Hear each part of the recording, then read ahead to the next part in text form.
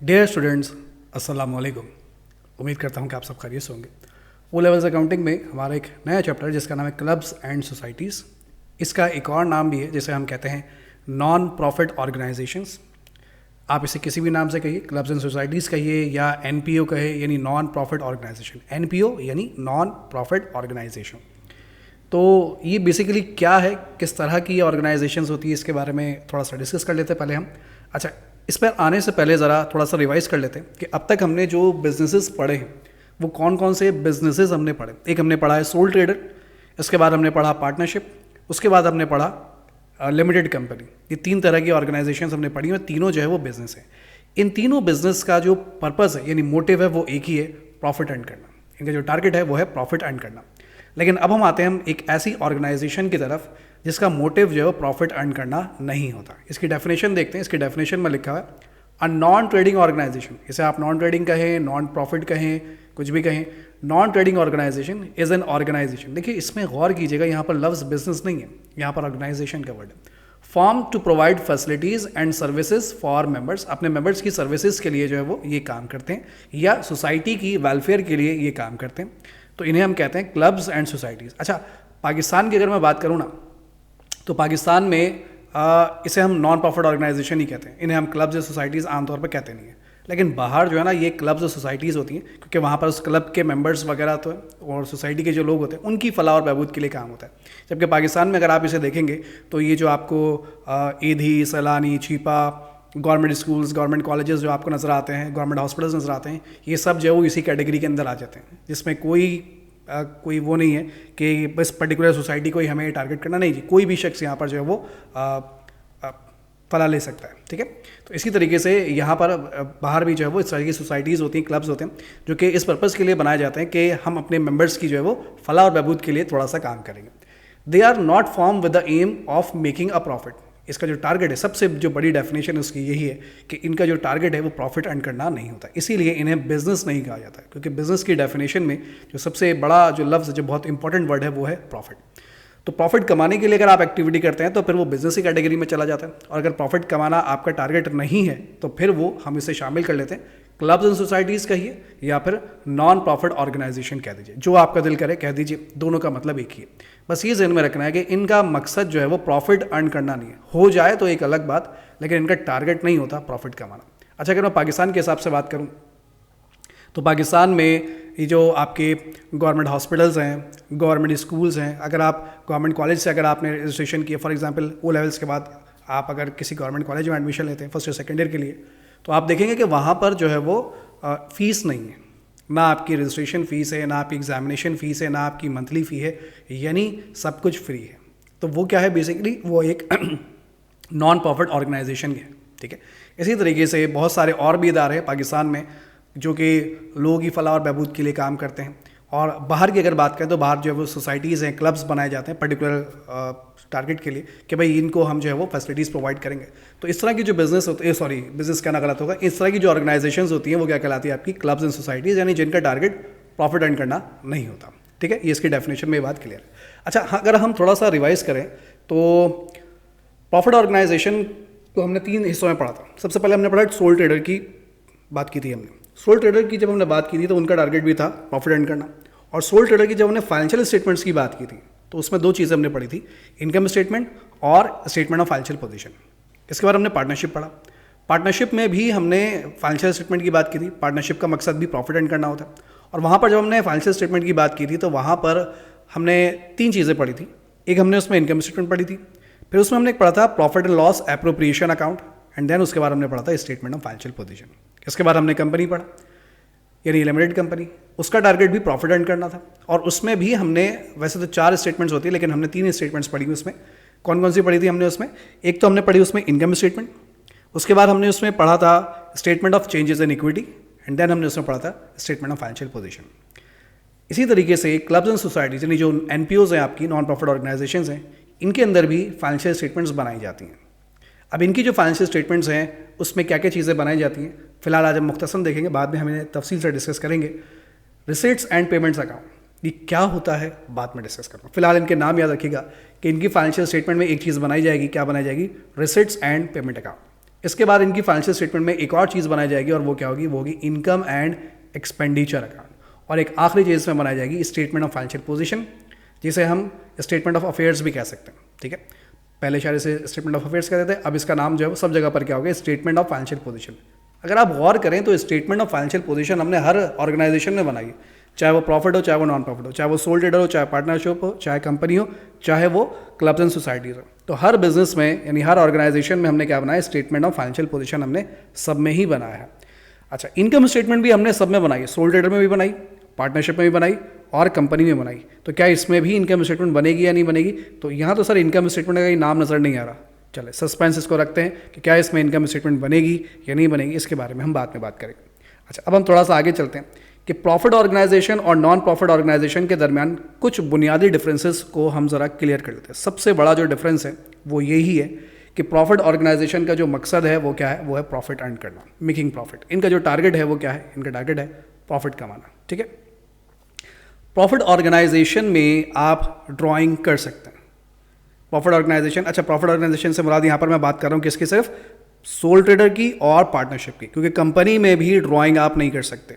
ठीक है, कंपनी में अगर आपने पैसा इन्वेस्ट किया तो अगर वो पैसा आपको चाहिए, सर फॉर एग्जांपल आपने $20,000 के शेयर परचेज कर ली किसी कंपनी में, ठीक है, आपने पैसा इन्वेस्ट कर दिया। अब अगर आपको पैसा विड्रॉ करना है ना, पैसा निकालना है, तो आप ड्राइंग नहीं कर सकते। फिर कैसे सर हम पैसा कैसे निकालेंगे?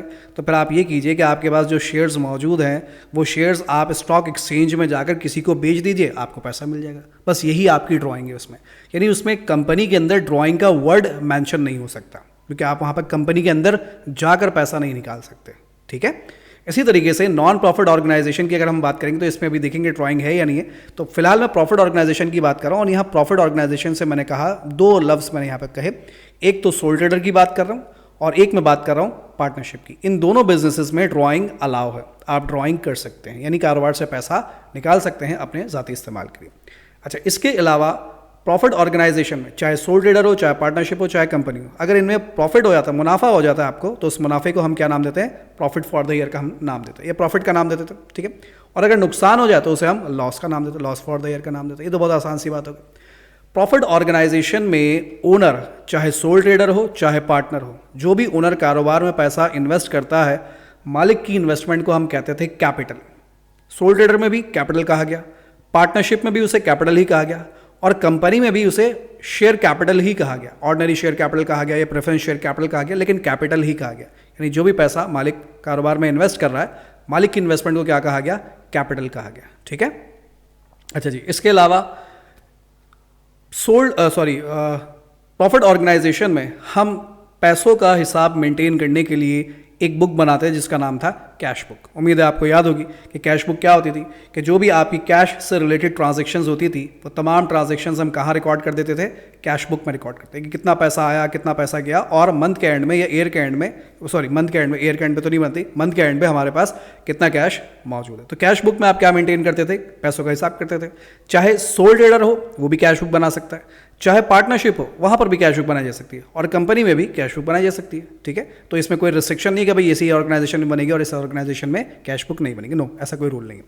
अच्छा जी, उसके बाद इनकम स्टेटमेंट आपने तमाम ऑर्गेनाइजेशंस में, यानी सोल ट्रेडर, पार्टनरशिप और कंपनी, तीनों में आपने बनाई है इनकम स्टेटमेंट। उम्मीद है ये सारी बातें आपको याद होंगी। ठीक है, अब अगर इन्हीं सारे पॉइंट्स, कितने पॉइंट्स हैं, 1 2 3 4 5 6 7, ये टोटल 7 पॉइंट्स हैं। इन 7 पॉइंट्स को अगर मैं नॉन प्रॉफिट ऑर्गेनाइजेशन के अंदर लेकर आ जाऊं तो सारे मायने बदलते चले जाएंगे।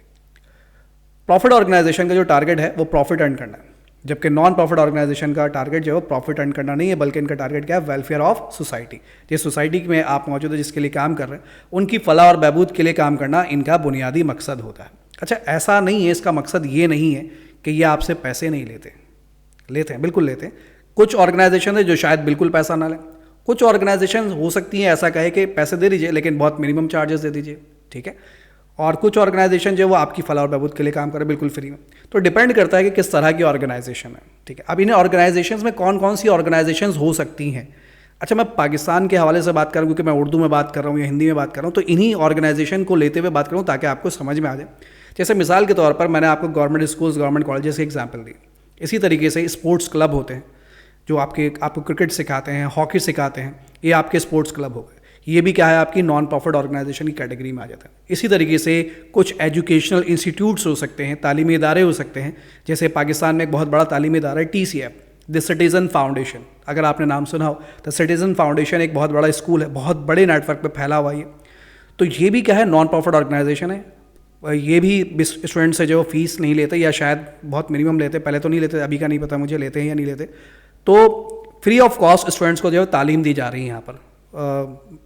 1 क्लास से लेकर 2, 3, 4 से लेकर 10 तक के स्टूडेंट्स को तालीम दी जाती है। तो ये सब किस कैटेगरी में आ जाते हैं, आपके नॉन प्रॉफिट ऑर्गेनाइजेशन की कैटेगरी में आ जाते हैं। ठीक है, तो इनका जो टारगेट होता है, इनका टारगेट प्रॉफिट अर्न करना नहीं है, बल्कि इनका टारगेट क्या है, सोसाइटी की वेलफेयर, यानी लोगों की फलाह और बहबूद के लिए काम करते हैं। आपने देखा होगा रमज़ान में क्या होता है पाकिस्तान में रमज़ान में ही होता है कि अफ्तार का वक्त होने वाला होता है और सब जो है वो दस्तरखान लगा के बैठ जाते हैं रोड पर। क्या कर रहे हैं भाई, लोगों की फलाह और बहबूद के लिए काम कर रहे हैं। इससे उनको मॉनेटरी कोई रिवॉर्ड नहीं मिलना, हाँ ऊपर जाके रिवॉर्ड ज़रूर मिलेगा, लेकिन मॉनेटरी फ़िलहाल उन्हें कोई रिवॉर्ड नहीं मिलेगा, बदले में कुछ नहीं मिलेगा, बस लोगों की दुआएं मिलेगी। और अकाउंटिंग में ना ये दुआएं रिकॉर्ड नहीं होती, प्रॉब्लम ये है। तो अकाउंटिंग के पॉइंट ऑफ व्यू से देखें तो बदले में उन्हें कुछ मिल नहीं रहा। ठीक है, तो लोगों की फलाह और बहबूद के लिए काम करती है ऑर्गेनाइजेशन। ये पहला डिफरेंस आ गया है। प्रॉफिट ऑर्गेनाइजेशन प्रॉफिट कमाने के लिए काम करेंगे, और ये जो है प्रॉफिट कमाने के लिए काम नहीं करेंगे। हो जाए तो एक अलग बात है, इनकी नीयत नहीं है प्रॉफिट कमाना, लेकिन अगर हो जाए तो बस रखेंगे। अच्छा, अगर प्रॉफिट हो जाए तो फिर क्या करेंगे, ये भी समझ लीजिए। मिसाल के तौर पर ये ऑर्गेनाइजेशन है, ये प्रॉफिट कमाने के लिए काम कर रहे हैं। इनका तो टारगेट ये भाई प्रॉफिट होगा तो हम काम करेंगे, नहीं होगा तो हम काम बंद करके चले जाएंगे। लेकिन इनका टारगेट प्रॉफिट अर्न करना नहीं है, इनका टारगेट है लोगों की फलाह बहबूद के लिए काम करना। अब जो भी पैसा, जैसे फॉर एग्जांपल, अच्छा यहाँ पे पैसा आएगा कहाँ से, जैसे मैंने अभी आपसे कहा कि दस्तरखान के लिए जो है वो पाकिस्तान में रमज़ान में बड़ा एहतमाम होता है।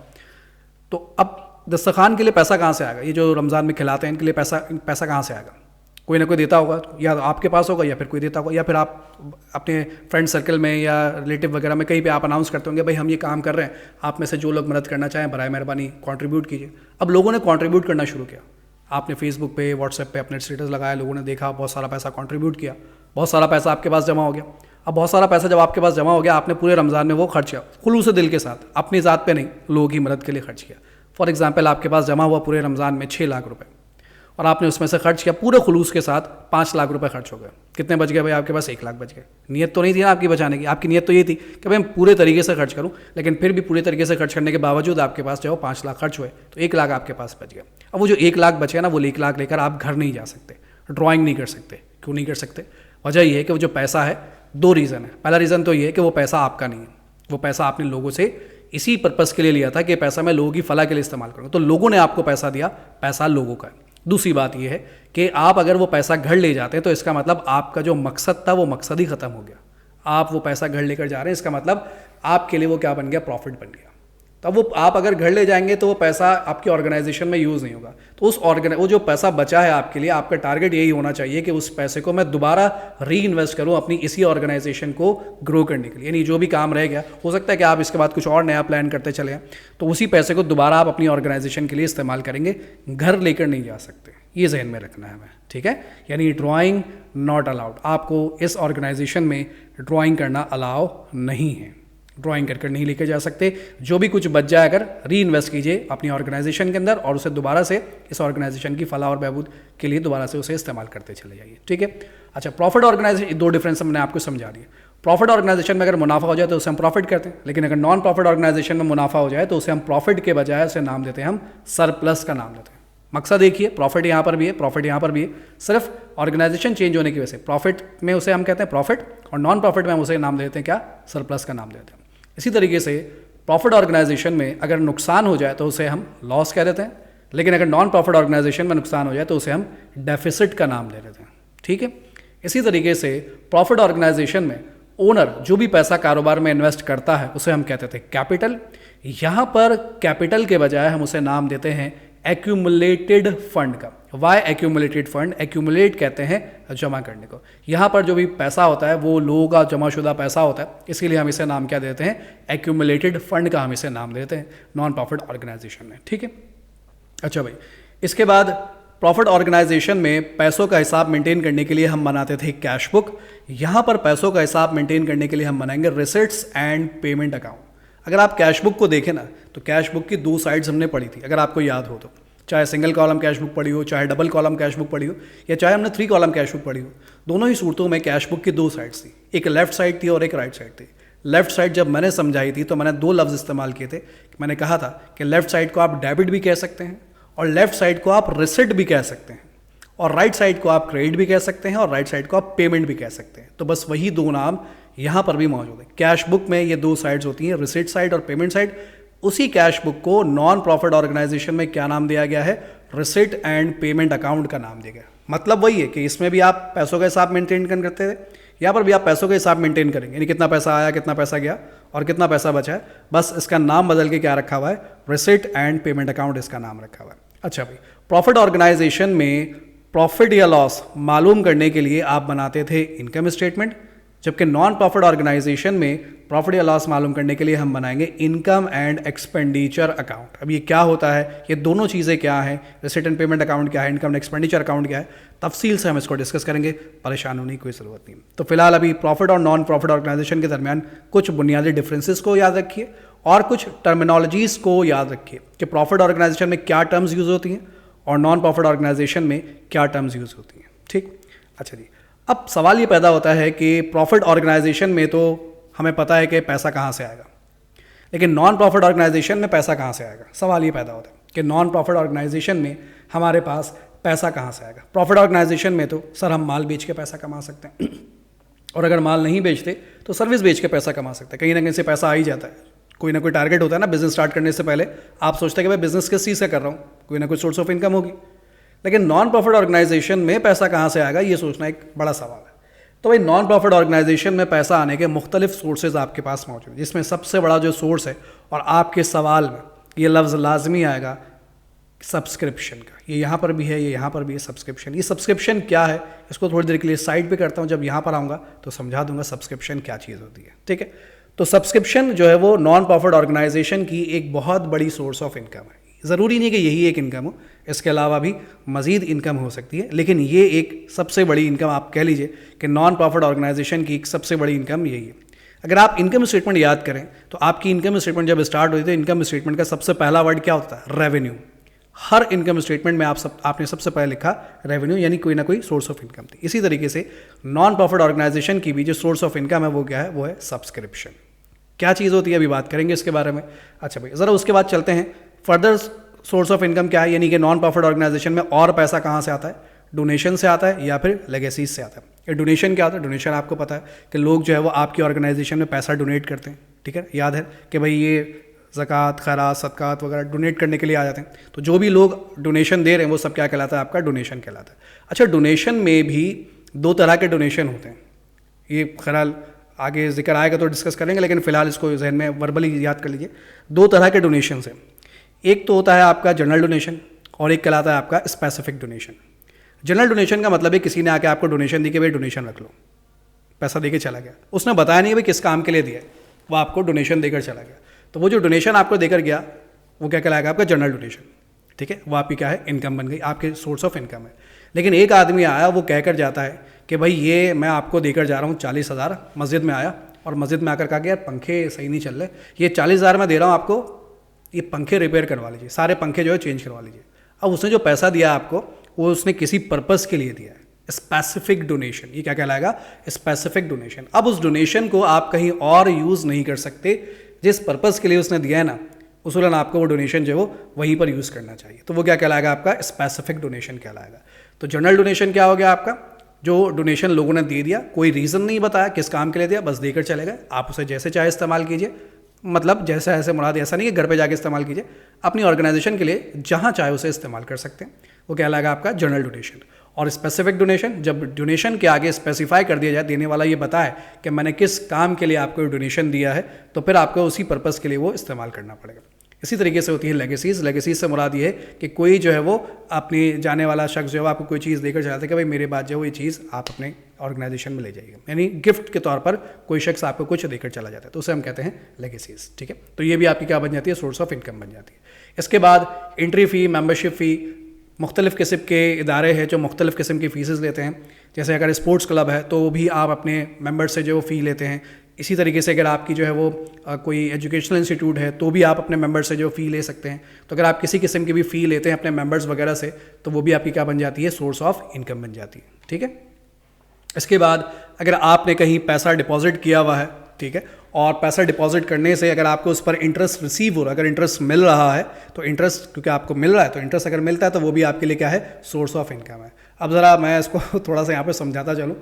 ये क्योंकि जो हम पढ़ रहे हैं ना, ये ओ लेवल्स पढ़ रहे हैं, ओ लेवल्स बाहर का सिस्टम है पूरा, तो बाहर तो इंटरेस्ट एक सोर्स ऑफ इनकम मानी जाती है। अब यहाँ पर अगर आप देखें ना कि आप बात कर रहे हैं यहाँ पर नॉन प्रॉफिट ऑर्गेनाइजेशन की, यानी लोगों की फलाह की बात कर रहे हैं, और लोगों की फलाह के साथ साथ सर आप ये सूद भी ले रहे हैं, तो ये थोड़ा सा आप सोचने वाली बात है। बहरहाल हम तो यहाँ से नहीं सोच रहे, हम तो वहाँ से सोचना पड़ेगा जहाँ का ये सिलेबस है, तो उसके मुताबिक जो है वो इंटरेस्ट एक साफ़ सुथरी इनकम है और ये आपकी सोर्स ऑफ इनकम है। तो अगर आपने कहीं पैसा डिपॉजिट किया और उस पर अगर आपको इंटरेस्ट रिसीव हो रहा है तो ये क्या है, आपके लिए इनकम है। इसी तरीके से रेंट रिसीव किया अगर आपने, मिसाल के तौर पर आपका स्पोर्ट्स क्लब है, ठीक है, स्पोर्ट्स क्लब अगर आपका है, यूबीएस स्पोर्ट्स क्लब देखा आपने कराची में, बहरहाल नहीं देखा तो कोई बात नहीं। स्पोर्ट्स क्लब अगर आपका है तो स्पोर्ट्स क्लब में आपके पास एक ग्राउंड मौजूद है, हो सकता है ग्राउंड आपका अपना, हो सकता है ग्राउंड आपका किराए पर हो। अगर अपना है तो आप अपने ग्राउंड को रेंट पर दे सकते हैं। फॉर एग्जांपल कोई आता है कि कहता है कि हमें जो 3 दिन के लिए आपका ग्राउंड चाहिए, हमें टूर्नामेंट करवाना है, आपने बिल्कुल ले लीजिए, ग्राउंड खाली पड़ा हुआ है हमारा। तो आपने अपना ग्राउंड जो है वो किसी को रेंट पर दे दिया और उससे आपने रेंट रिसीव कर लिया। रेंट रिसीव किया तो ये आपके लिए क्या है, आपकी सोर्स ऑफ इनकम है। ठीक है। अच्छा भाई, इसके अलावा और क्या है, डिस्पोजल ऑफ एसेट। आपने अपना कोई भी पुराना एसेट, नॉन करंट एसेट पड़ा हुआ था, पुराना हो गया, यूज़ नहीं हो रहा, आपने अपने उस नॉन करंट एसेट को डिस्पोज कर दिया, यानी सेल कर दिया। सेल करने से भी आपके पास प्रॉफिट यानी गेन आ सकता है, तो वो भी आपकी क्या हो जाएगी, सोर्स ऑफ इनकम हो जाएगी। ठीक है। इसी तरीके से सेल ऑफ मैच टिकट्स, आपका स्पोर्ट्स क्लब है, आप मैचेस करवाते हैं, आप खुद मैच करवा रहे हैं, आपने किसी को किराए पर नहीं दिया ग्राउंड, बल्कि आपने खुद एक टूर्नामेंट ऑर्गेनाइज किया और ऑर्गेनाइज करने के बाद आपने वहाँ मैचेस करवाए। जब मैचेस करवाएंगे तो जाहिर सी बात है मैच के टिकट्स रखेंगे, जब मैच के टिकट्स रखे तो टिकट सेल करने से आपको जो है वो सोर्स ऑफ इनकम होगा, यानी पैसा आपके कारोबार में आया। अच्छा, ये तो कुछ बुनियादी काम होगा। इसके अलावा भी एक और भी काम हो सकता है जो मैंने यहाँ लिखा नहीं है, जब सवाल आएगा तो समझाऊंगा। वो क्या होता है, वो कुछ ऐसा होता है कि आपका एक स्पोर्ट्स क्लब है, ठीक है, या आपका कोई स्विमिंग क्लब है मिसाल के तौर पर। अब वहाँ पर स्पोर्ट्स क्लब के साथ आपने बराबर में कैंटीन भी बनाई हुई है, ठीक है, कैंटीन बना लिया आपने। अब कैंटीन एक पूरा एक बिजनेस है, कैंटीन नॉन प्रॉफिट ऑर्गेनाइजेशन नहीं है, कैंटीन क्या है, कैंटीन पूरा एक बिजनेस है। उसमें सेल भी होती है, उसमें परचेज भी होती है, उसमें ओपनिंग स्टॉक भी होता है, उसमें क्लोजिंग स्टॉक भी होता है, उसमें एक्सपेंसेस भी होते हैं। तो उस कैंटीन से रिलेटेड जो भी मामलात होंगे ना, उसकी ट्रीटमेंट बिल्कुल वैसे ही होगी जैसे आप सोल ट्रेडर की इनकम स्टेटमेंट में लिखते थे कि रेवेन्यू लिखते थे, रेवेन्यू में से लेस करते थे कॉस्ट ऑफ सेल्स कैसे लेस करते थे कि opening stock plus purchases less closing stock, gross profit then expenses and then profit. तो वो बिल्कुल उसी तरीके से ट्रीटमेंट की जाएगी, लेकिन उससे आने वाला जो प्रॉफिट होगा, जो प्रॉफिट बनेगा, वो आपकी नॉन प्रॉफिट ऑर्गेनाइजेशन की सोर्स ऑफ इनकम में भी शामिल कर दिया जाएगा। मेरी बात ज़रा गौर से समझेगा। आपकी सोर्स ऑफ इनकम ये है, आपकी नॉन प्रॉफिट ऑर्गेनाइजेशन है, ठीक है, आपका स्पोर्ट्स क्लब है, स्पोर्ट्स क्लब में आप अपने मेंबर से सब्सक्रिप्शन के पैसे ले, क्या होता है अभी आपको समझाऊंगा। स्पोर्ट्स क्लब में आपके पास फॉर एग्जांपल 2000 स्टूडेंट्स जो है वो क्रिकेट सीखने आ रहे हैं, आप उनसे फ़ी ले रहे हैं, थोड़े थोड़े पैसे लेते हैं आप, तो ये आपकी मेन सोर्स ऑफ इनकम है। स्पोर्ट्स क्लब में ही कैंटीन भी बनी हुई है, जाहिर सी बात है स्टूडेंट जब क्रिकेट खेलेगा तो थक जाएगा, उसे पानी भी चाहिए, उसे जूसेस भी चाहिए, कुछ खाने को भी चाहिए, तो आपने कैंटीन भी खोली हुई। अब कैंटीन में आपने स्टाफ बिठा के रखा हुआ है और वहाँ पर पूरा हिसाब किताब बिल्कुल प्रॉपर चलता है। अब कैंटीन में जो काम चल रहा है, फॉर एग्जांपल एक कोल्ड ड्रिंक आप जब बेचेंगे तो वो फ्री में तो नहीं बेचेंगे ना, वो तो आप प्रॉफिट रख कर ही बेचेंगे। तो वहाँ पर जो आप काम कर रहे हैं वो प्रॉफिट पर्पज़ के लिए कर रहे हैं, वहाँ पर आप प्रॉफिट कमाएंगे, बिल्कुल कमाएंगे जैसे नॉर्मल होता है।